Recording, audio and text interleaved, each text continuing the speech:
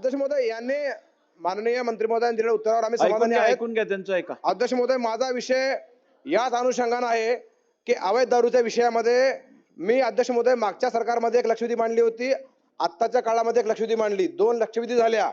आपल्या दालनामध्ये 6 फेब्रुवारी 23 ला, 23 जानेवारी 25 ला, 14 जुलै 25 ला 3 बैठका झाल्या अध्यक्ष महोदय. आणि इतिवृत्त माझ्याकडे आहे, का इतिवृत्त तुम्हाला पाठवून देतो. या इतिवृत्त अजूनही कारवाई नाही अध्यक्ष महोदय. हे खरं तर अत्यंत चिंतेचा विषय आहे.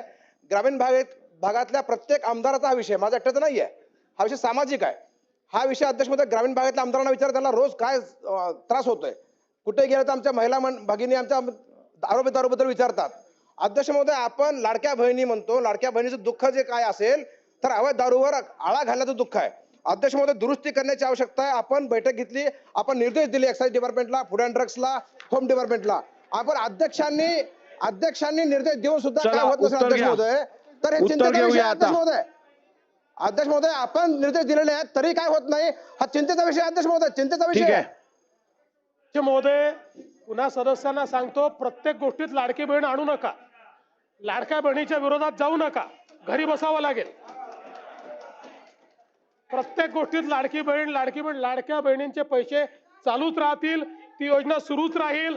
त्या योजनेला दुसऱ्या योजनेशी कंपेअर करता येत नाही, हे आपण लक्षात ठेवा. दुसरं, माननीय अध्यक्ष महोदय, आपण जर काही निर्देश दिले असतील आणि त्याची अंमलबजावणी झाली नसेल तर तात्काळ ती करण्यात येईल. ठीक आहे. रईस